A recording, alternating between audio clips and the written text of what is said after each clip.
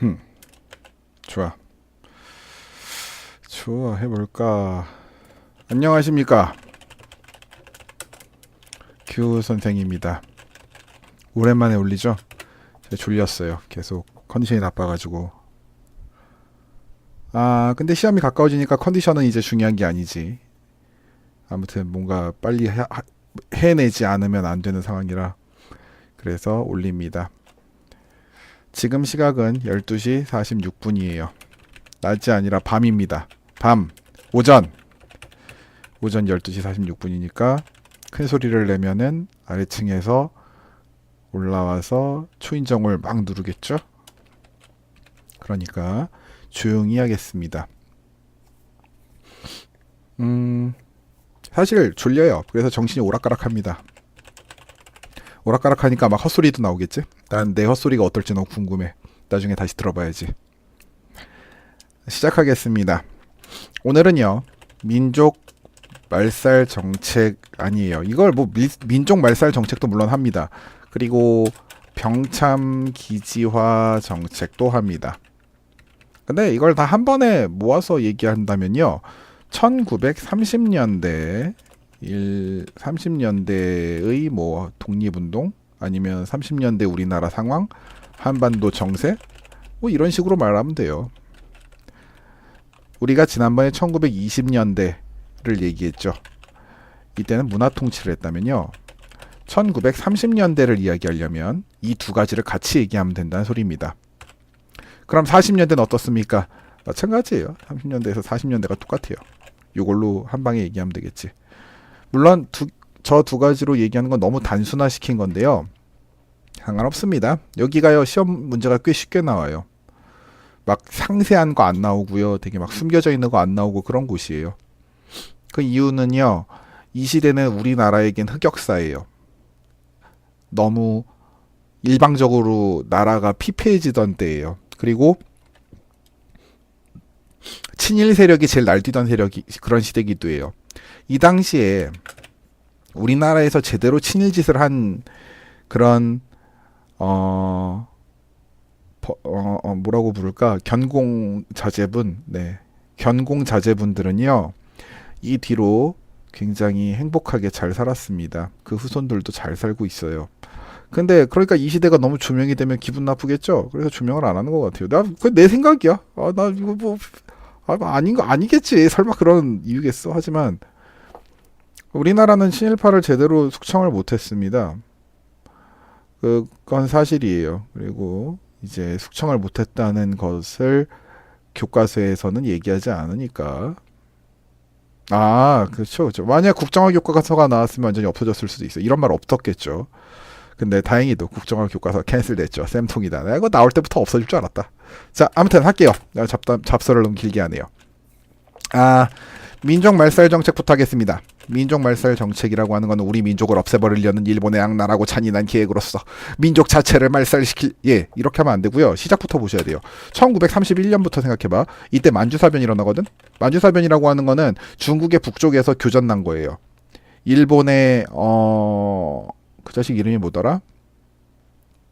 무다구치 레니안가 하는 완전 똘끼 넘치는 멍청이가 엉터리 이유로 전쟁을 한번 시작하지. 근데 그게 만주사변이 어쨌든 간 언젠가 터질 전쟁이긴 했어요. 저게 터졌는데 만주사변이 터지면서요. 일본은 스스로 생각도 못한 위기에 처하게 됩니다. 자기들이 잘 싸우는 줄 알았고 그리고 굉장히 여유가 있을 줄 알았는데 겨우 중국 정도. 그러니까 그 시대의 중국은 강국이지만 서양의 다른 세력에 비해서는 약하죠. 근데 겨우 중국 정도를 상대하면서 만성 물자 부족에 시달리는 거야. 물자가 없는 거지. 뭐 사람도 없고. 그래서 싸울 사람을 뽑아야죠. 한국인을 선택합니다. 그럼 한국인에게 너네가 우리 대신 싸워라고 할 수는 없지. 그럼 말을 듣습니까? 우리가 미쳤어요? 당연히 안 듣죠. 그렇다면 이렇게 하자는 거야. 사실 한민족이란 건 없어. 너네라는 일본이랑 똑같으니까 그냥 나라를 위해서 싸우렴 하고 애국심을 불러일으키기 위해서 일본에 대한 애국심이죠. 민족 말살 정책을 시작한 거예요. 이게 처음에는 이렇게까지 심하지 않았거든. 여기까지 괜찮았어. 근데 1937년이 되면요. 중일 전쟁이 터진다. 그럼 중일 전쟁은요 이미 일본에게는 할당치를 넘어간 전쟁이야. 그래서 연락에 민족 말살 정책에 목숨을 걸게 됩니다. 민족 말살 정책이라고 하는 것은 황국신민 서사 암송. 황국신민 서사는 나는 황국의 시민입니다 라고 스스로에게 말을 하는 거예요. 이게 무슨 효과가 있습니까? 라고 하는데요. 우리가 결국은 저런 것을 태어나서 철들 때부터 외우기 시작해가지고 성인이 될 때까지 연락에 외우잖아요. 그럼 나중에 성인이 된 다음에 자기도 모르게 저 말의 일부를 긍정하게 됩니다. 일종의 세뇌죠. 세뇌. 그리고 한국어와 한국 역사 교육을 금지합니다. 이것도 뭐 당연한 거예요. 민족을 없앨 거니까 한민족 없어야죠. 그러면 이렇게 하면 되겠네. 또 걔네가 생각해낸 게 궁성요배입니다. 궁성 어디 있는 궁성이냐? 당연히 우리나라 경복궁 얘기하는 거 아니고 일본의 교토 방향을 향해서 일본 천황이 있는 곳이에요. 그쪽으로 절을 하게 만든 거지. 언제? 매일 아침. 이거 저녁 때도 하나? 아침에 한 번일걸? 아무튼 하는데 우리가 천황의 시민이다라는 것을 어필하기 위해서 이런 짓을 벌였죠. 그리고 창씨개명이 있습니다. 창씨개명은 이름을 이제 일본 이름 쓰는 거죠. 성을 일본 걸로 일단 쓰고 이름도 뭐 나라서 바꾸고 이런 거예요. 창씨개명 같은 경우에는 강제가 아니었습니다만 만약 창씨개명을 하지 않으면 막 세금도 왕창 물지 뭐 이것저것 피해도 보지 어쩔 수 없이 개명을 하지 않고는 살기 힘들게 돼 있어요. 그러니까 반강제로 창씨개명을 했다고 생각하면 됩니다. 물론 수많은 사람들이 수많은 친일파들이 앞다투어 달려가서 열심히 창씨 개명을 하기도 했어요. 내가 지난 시간에 이광수라던가 얘기했죠. 이광수하고 뭐 이완용이라던가 이완용 아직 살아 있었어 이때. 또 뭐 너무 많아서 난 모르겠어요. 솔직히 이때 창씨 개명한 사람들 지금 얘기할 이유가 없거든요. 그 우리 수업 시간에나 얘기하고서 열심히 깝시다. 뭐 이거 방송이잖아. 방송 때 막 욕하고 그러면 기분 나쁘잖아. 제가 수업 시간에 욕 어떻게 하는지 알죠? 네, 이 사람들 욕하면 끝이 없어요. 너무 잔인한 얘기도 해야 돼요. 자, 이것이 어쨌든 민족 말살 정책이야. 다 봤냐? 네 가지라고. 민족 말살 정책 네 가지. 한민족을 없애서 다 우리 일본민으로 만든 다음에 얘네한테 전쟁시키자. 민족 말살 정책 자체는요. 뭐 아무튼간 멘탈은 좀 피곤해도 우리 육신은 고되지 않았지. 근데 문제는 저것만 있던 게 아니지. 동일 시기에 병참 기지화 정책도 있었죠. 이제부터 병참 기지화 정책을 한번 해볼게요. 병참 기지화 정책이라고 하는 것은 병참 기지로 한반도를 바꿔버리겠다는 거야. 병참 기지가 뭐 하는 곳인데? 군수 물품을 만들고 또 군인들을 보충하고 그 외에 뭐 소모품을 만들고 이런 곳이 병참 기지예요. 한반도가 병참 기지화가 되기 위해서 일단 뭐가 있어야 될까? 전쟁 물자를 공급해야겠지. 조선의 전쟁 산업이 육성돼야겠지. 그래서 서울하고요. 한반도 북부에다가 공장을 짓습니다. 공업시설, 생산시설 뭐 두 가지를 만들었다고 생각하시면 돼요. 공업시설, 공업생산시설로 하자. 이것도 같은 말인데 뭐 공업생산시설을 건설했어요. 그리고요. 쌀을 배급제로 바꿨습니다. 여러분 쌀이 배급제라는 게 뭔 소리예요? 우리가 각자 농사를 열심히 질 거야. 뭐 지주가 됐던 누가 됐던 짓겠지. 그럼 그 쌀을 어떻게 하냐면요. 전부 가져갑니다. 모두 다 싹 다 가져간 다음에 그 다음 그 중에 일부를 나눠주는 거예요. 그게 바로 배급이죠. 정당한 배급이라면 100을 가져갔을 때 100을 나눠줘야겠지만 100을 가져가 놓고 20을 나눠주면은 정당한 배급제가 아니죠. 쌀 배급제를 수행하면서 일본은 많은 군량미를 얻게 됩니다. 군량 보급을 위하여 이렇게 생각하시면 되고요. 그 다음 뭐 그 외에 많은 걸 가져갔어요. 예를 들어서요. 청동제 제품이나요. 아니면 황동제 제품을 가져갔어요. 이 대표적인 게 제기입니다. 제기가 우리가 발로 차가지고 하늘을 날려서 몇 번 차는지 승부를 보는 그 스포츠의 일환 민속놀이 제기가 아니라 제사용 그릇이에요. 제사용 그릇 기자 써서. 이거 왜 가져갔냐고 하면요. 요거 분해해가지고서는 동을 꺼내려고 가져간 거예요. 그럼 이 동을 꺼내서 뭐 만들까요? 총알 만듭니다. 총알 탄피 만들 때 탄피 말고 화약 보호 쪽을 동으로 만들었어. 약간 요즘에 쓰는 방법은 아닌데. 그래서 한마디로 얘네들은 총알도 없단 소리지. 진짜 솔직히요. 일본은 전쟁을 하기 전에 좀 머리를 썼어야 돼. 얘네가 진짜 생각이 없는 게 아니 총알 만들 동이 모자라서 그 점령지에 있는 사람을 털어야 될 정도면 그럼 이게 싸움이 돼요? 상대가 누군데? 미국 아니야. 중국도 못 이겨 저 상태면 솔직히. 우리가 그 중국하고 전쟁을 이때부터 중일 전쟁 하잖아. 언제까지 중일 전쟁 하냐면요. 1945년까지요. 중국을 못 쳐요. 중국이 이겨 결국은 이거는. 물론 연락에 터지거든. 일본이 진짜 완전 사이코 같은 놈들이 많아가지고 중국에 있는 사람들이 정말 많은 고통을 겪어요. 하지만 1945년 결국은 중국이 승리합니다. 이때 중국 승리를 이끈 사람이 장제스야. 장제스 그 중화민국의 그 국민당 소속이죠. 네. 그런 상황에서 중국이 승리를 할 정도면요. 얘네는 싸움을 잘못한 거지. 예, 그래 일본은 스스로의 한계를 너무 몰랐어요. 이게 아무튼 병참 기지화 정책입니다. 병참 기지화 정책은요. 이걸로 끝나는 게 아니고요. 아 이거 해야 되나? 네 해야겠죠. 지금부터 인적 자원 수탈을 배워보겠습니다. 인적 자원 수탈은요. 제가 최대한 냉정하게 가르쳐 드릴게요. 한국인 총동원령이라는 것을 수행을 했어요. 그래서 한국인들을 징용을 하고요. 지원병제를 실시하고요. 그러다가 징병제로 바꿉니다. 이거는. 그 다음에 위안부를 돌렸습니다. 위안부는 정신대라고도 해요. 징용이 뭐냐 하면요.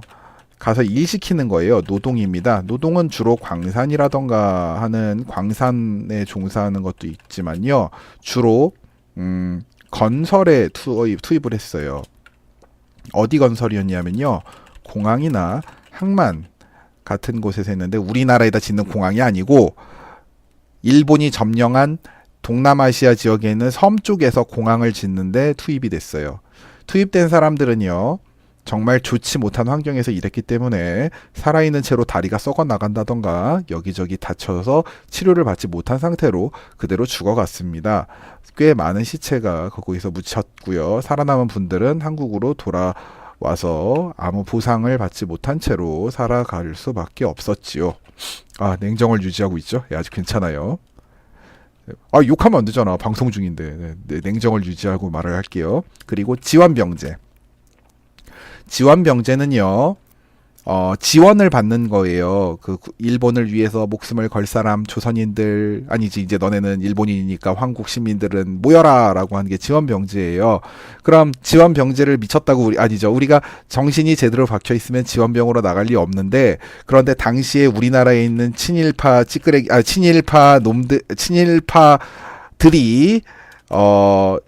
사람들에게 일본을 위해서 싸우다 죽으라고 굉장히 많이 설득을 합니다.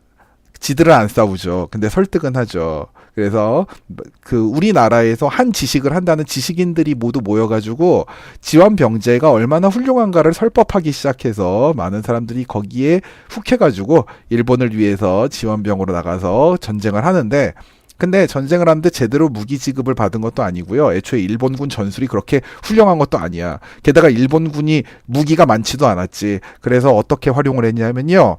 총알을 받아내는데 썼습니다. 상대방이 총알을 쏘죠. 그럼 언젠가 총알이 떨어질 거라 기대하고 그리고 조선인들을 투입을 했어요. 짜증나. 그 다음요. 징병제. 이제는요. 지원병으로 사람이 모이는 걸로 부족하니까 조선인 전체를 다 데려갔어요. 신체 건장한 남성이면 납치되듯이 징병제 일원이 됐고요. 그리고 가서 똑같은 짓을 당했어요. 근데 더 심했다? 징병제 때는요. 식량 배급도 형편없었고요. 그냥 얼어 죽거나 동사하는 일도 수두룩했어요. 됐어. 네, 괜찮아. 네, 이 정도는 아직 참을 만하죠. 자, 위안부. 어떤 미친 새끼들이요. 위안부를 정신대랑 이건 달랐다. 정신대는 그런 게 아니고 위안부는 어떤 이런 미친 발상을 하는데요. 정신대로 끌려간 사람들이 결국은 위안부 됐거든.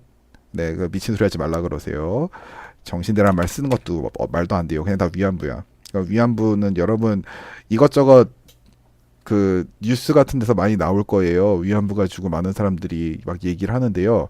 그 자세한 참상을 알게 되면은 더 열받을 겁니다. 그리고 왜 그 사람들이 그렇게 말할 수밖에 없는지도 알게 될 거고요. 우리나라 역사에서 제일 흑역사예요. 그럼 이 위안부는 어떤 식으로 운영이 됐느냐 하면요.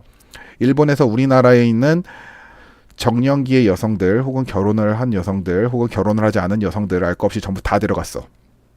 처음에는 신청을 받아서 데려갔고요. 나중에 가서는 그냥 납치해 갔습니다. 위안부로 데려가게 되면요. 처음에 뭐 어떤 이유로 가든지 잡일을 하는 경우도 있고요. 그 외에 성놀이개가 야 중학교 국가 하는데 이거 말해도 되냐? 야 그러니까 내가 지금 아니야. 자 기다려. 진정해. 좋아. 할 수 있어. 넌 선생이니까. 최대한 고운 말을 골라서 얘기를 해보겠습니다. 위안부는요. 우리나라 여성들이 16세 혹은 그거보다 어린 15세, 14세도 데려갔나 봐요. 그리고 그거보다 나이가 많은 어쨌든 간 데려가가지고 일본 병사들이 죽일 놈들 많은 짓을 했죠. 근데 문제가 뭔지 아냐? 위안부가 간 게요. 처음엔 지원인데 나중에 가서 납치를 했잖아. 근데 그 지원을 했을 때 그 상황을 알고 있던 사람들이요. 우리나라의 나름 높은 수준에 있던 사람들이 지식인이라고 하는 신여성이라고 하는 사람들이요. 위안부를 추천했어요. 우리나라에서 유명한 여자 대학교가 있는데 그 대학교 초대 총장까지는 아니고 그 부르는 초대 총장으로 뭐 자기들도 인정을 잘 안 해. 근데 김활모 씨 있어요. 근데 그 사람 같은 경우는요. 자기가 가르치는 제자들을 위안부로 보내는 진짜 만행을 저지릅니다. 그리고 또 박마리아였나? 내가 박마리아일 거야. 김마리아 이게 우리가 두 명이 있어요. 박마리아하고 김마리아하고 두 명이 있는데 김마리아 씨는 좋은 사람이다. 근데 잠깐만 내가 본명을 말 안 하려고 했는데 네 이렇게 쓰자. 좋았어. 나 말 못 들은 거야. 나 못 들은 걸로 쳐요. 됐어. 좋아.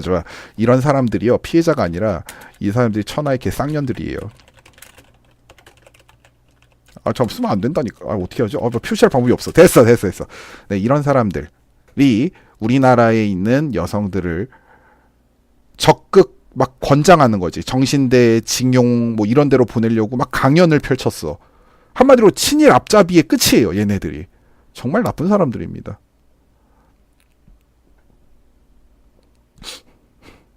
결국 냉정을 찾지 못했어. 나 여기 강의할 때마다 빡치더라. 이렇게 인적 자원을 수탈해 갔어요. 우리가 상상할 수 있는 모든 방법으로 수탈을 당했습니다. 이거 말고 여기 지금 안 써 있는 것도 있어. 학도병제도 있어요. 학도병제. 여러분 학생이죠? 그럼 니넨 다 군대로 끌려가는 거야. 남자애들은. 다 죽으면 돼요. 대부분의 학도병제로 끌려간 사람들은 죽었어요. 여학생들은 위안부로 끌려갈 거예요.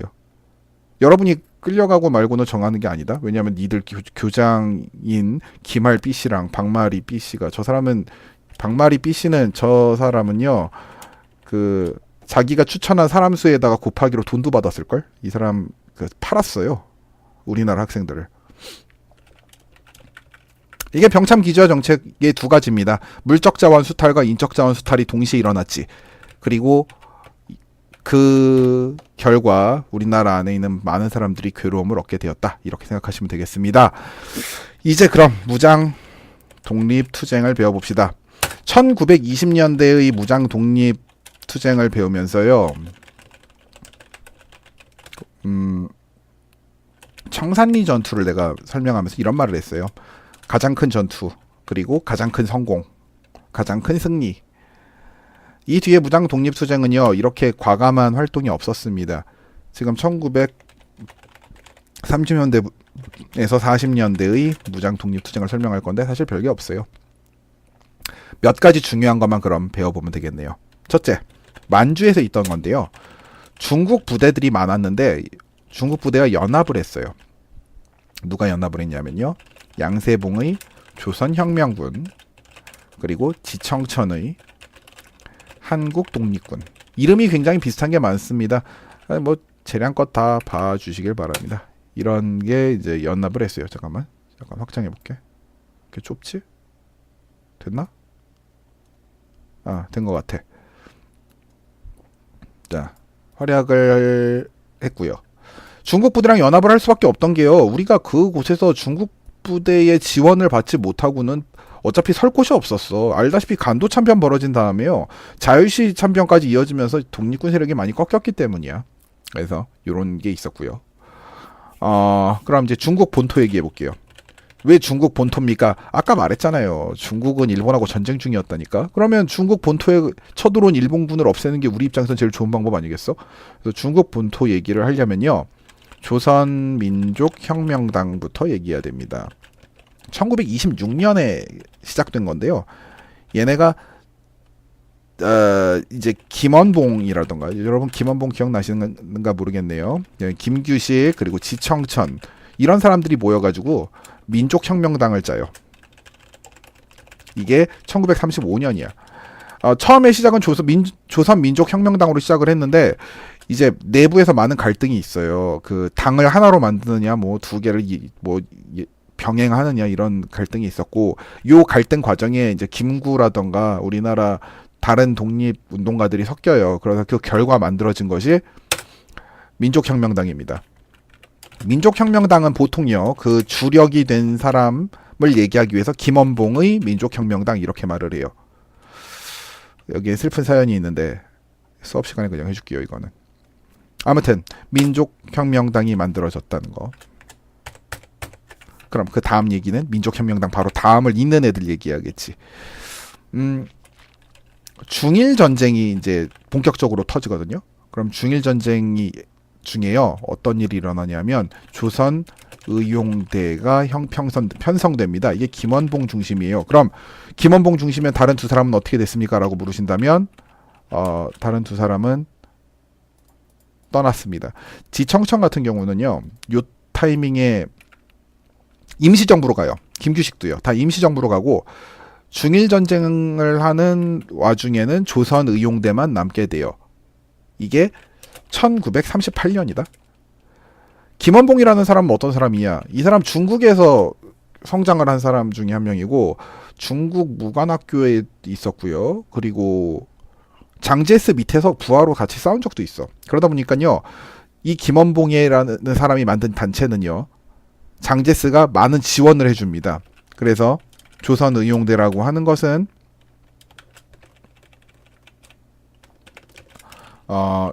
우리나라에서 공인받은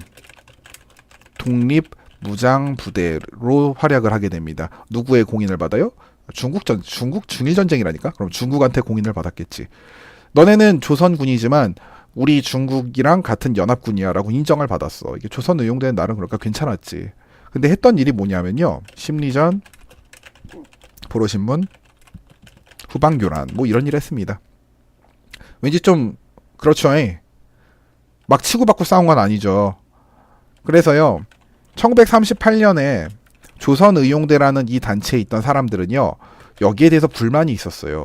우리도 앞에 가서 일본군이랑 좀 붙어봅시다. 왜 우리는 이렇게 안 하고 뒤에서 심리전만 하고 있어? 라고 얘기를 한 거지.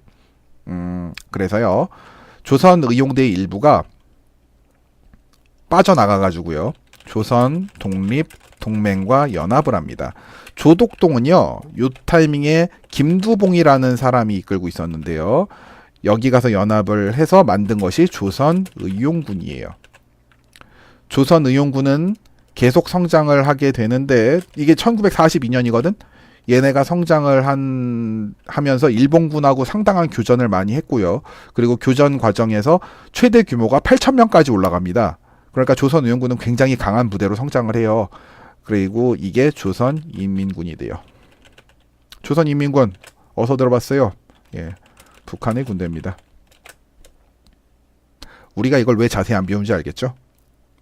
김두봉은요, 북한에 있는 지휘관 중에 한 명이에요. 결국은 우리가 조선의용대라고 하는 이건요, 민족혁명당에서 조선의용대로 갔지. 그리고 조선의용대의 일부가 조독동과 연합을 해서 조선의용군이 됐지.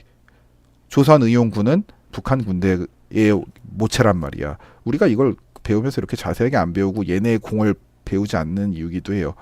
솔직히 빡치죠. 북한 군대 뭐를 해, 쟤네.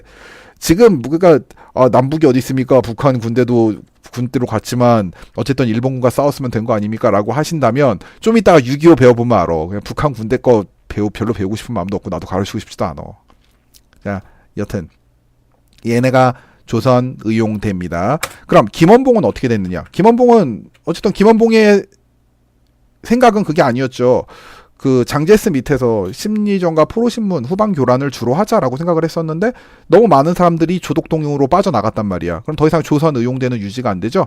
그래서 김원봉 같은 경우에는요, 이 다음에 대한광복군으로 들어오게 됩니다. 1941년쯤? 네, 몇 월인지 기억이 안 나요. 대한광복군으로 들어오게 돼요. 그럼 요 얘기를 하기 전에요, 뭘 얘기해야 되느냐? 바로 한인애국단을 얘기해야 됩니다. 한인애국단은요, 1930년대에 활약했던, 보통 중국에서 활약했어요. 아니야, 뭐 중국만 활약한 건 아닌데 우리나라 국내 활약은 없어요. 한인애국단은요, 이때 활약했던 일종의 의거 단체입니다. 나는 테러라는 말을 쓰면 안 된다고 생각하는 사람이기 때문에 안 쓰는데, 테러 단체다라고 해도 뭐 그냥 뭐 그래 알았어 그렇게 하든가 뭐 이렇게 생각을 합니다만, 난 의거 단체라는 말이 더 마음에 들어요. 왜냐하면요, 한인애국단은 정말로 필요한 사람만을 죽였기 때문이야. 아주 잘 죽였지. 그것도 두 가지 큰 사건이 있습니다. 하나가 바로 이봉창의 천황 저격이에요. 이봉창이라는 사람 다 알고 계실 겁니다. 이 사람은 폭탄을 이용해서 그 일본 천황을 없앨라 그랬어요. 그래서 천황 마차를 터뜨렸는데 하필 천황이 거기 안 타고 있었어. 그 뒤에 타고 있었고, 천황 마차에 타고 있던 거는 다른 장성들이 타고 있었어요. 군대에서 높은 사람들. 그래서 그 사람들이 대신 터져버렸지. 그리고 이봉창은 뭐 잡혔고요. 그 다음에 윤봉길 의사. 잠깐만요. 윤봉길 의사한테만 의사를 붙이면 좀 그렇죠. 이봉창 의사, 윤봉길 의사 이렇게 부르겠습니다. 윤봉길 의사는요, 홍커우 공원에서요. 홍커우 공원 아닌가? 홍커우 공원. 예, 홍커우 공원에서요, 폭탄을 투척했어요. 자, 홍커우 공원은 어디 있는 겁니까? 느낌이 어디예요? 중국이죠? 중국에서 일본이 거대한 행사를 열었어요. 중국에 있는 상당히 큰 공원에서 일본 사람들이 모여서 행사를 열었어. 그 행사 내용이라는 게 뭐냐면, 야, 우리가 중국을 이겼다, 우리 전라 잘 싸움, 중국 에이 찌끄레기 놈들, 이거 보여주려고 공원에서 행사했어요. 근데 중국인들은 거기에 대해서 대항을 못했지. 분하지만 어쩔 수 없다라고 하고 있는데, 윤봉길이라는 조선의 사람이 냅다 폭탄을 던지더니 장성 7명을 죽인 거야. 그 장성 7명이 중국을 점령하는데 지대한 공을 세운 사람들이거든. 근데 일격에 싹 다 밀어버렸어. 이 윤봉길의 폭탄 투척하고요, 이봉창의 천안 저격은요, 둘 다 상당한 영향력을 발휘하게 됩니다. 뭐 윤봉길은 당연히 어마어마한 영향을 발휘하게 돼요. 이때 중국의 수장이었던 장제스는요, 한인애국단의 활약에 큰 감동을 하여서 한인애국단을 본격적으로 지원을 해주는데, 한인애국단의 수장이 누구냐면 김구예요. 그래서 장제스가 김구를 지원합니다. 김구가 몸담았던 단체는 어딘데? 바로 임시정부입니다. 한인애국단은 결국은 임시정부랑 이어져 있는 단체고, 그리고 장제스가 지원을 했다라는 점으로 우리나라에서 있는 조직 중에서 가장 많은 성과를 내기 시작하게 되죠. 그 임시정부 밑에 휘하에 창설된 직속부대가 바로 대한광복군이라고. 이게 1941년이야. 광복군이야. 근데 뭐 이제 임시정부가 여러분들 알다시피요. 임시정부가 처음에는 상하이에 있었죠. 그런데 나중에 어디로 옮겨요? 충칭으로 옮기죠. 충칭으로 옮겼을 때 대한광복군을 만들어요. 대한광복군은요, 결국 대한민국 육군으로 계승됩니다. 이곳에 속해 있던 분들은 우리나라 안에서는 모두 하나하나가 다 영웅이라고 저는 생각을 합니다. 나라도 여기서 일을 못했을 것 같아요. 뭐 어떤 희망이 있었겠어, 이 당시에. 그런데 이 나라의 독립을 위해서 우리가 힘을 모아서 같이 한번 해보자라고 하는 그 뜻을 가지고 모였던 사람들이죠. 대한광복군은 분명 좋은 단체였어요. 그럼 조선의용군은요? 좋은 단체였어요. 조선의용군도 뭐 일단 취지는 똑같았어. 사실 이때도요, 김두봉 쪽하고 그리고 김구 쪽하고요, 서로 연관해서요, 서로 연락을 해가지고, 야, 우리 하나로 뭉쳐보자라고 서로 얘기도 했었어요. 그래서 조선 독립동맹하고 얘기를 했는데 잘 안 됐죠.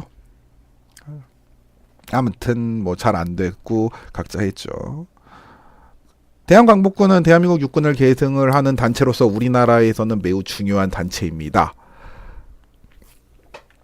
이 때요, 1941년에 무슨 일을 했냐면요, 대한민국 건국 강령을 발표했어요. 1941년 12 몇 월이지? 까먹었어. 왜 이렇게 머리 오늘 기억이 안 나지? 네, 죄송합니다. 대한민국 건국 강령을 발표하는데 이때 사실은 김원봉이 여기 김원봉까지 다 여기 합류하게 돼요. 합류하게 된 이유가 뭐냐면요. 조소왕이라는 독립운동가가 있어요. 이 사람이 삼균주의라고 하는 것을 만들어냅니다.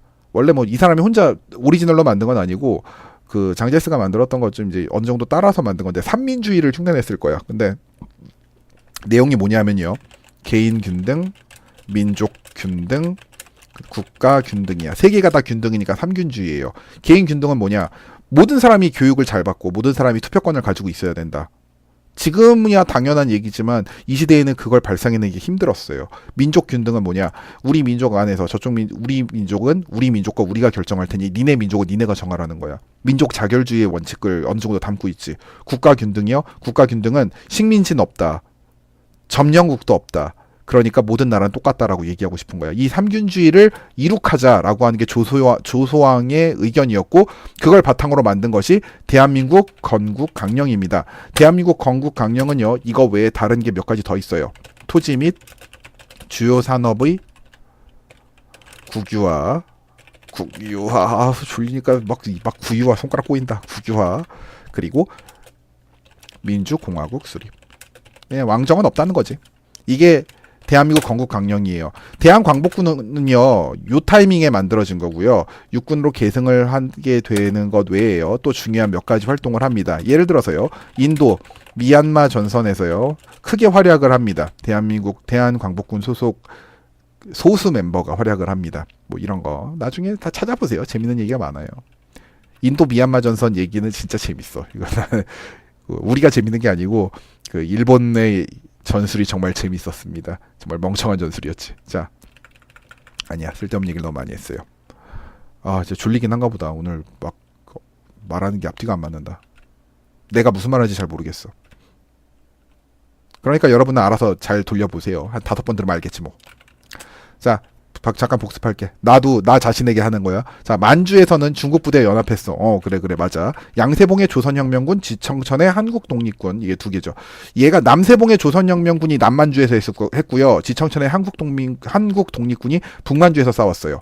이게 만주에서라면 중국 본토에선 더 중요한 일이 많았어. 왜냐고? 중국 본토에서 대부분의 전쟁이 다 일어났으니까.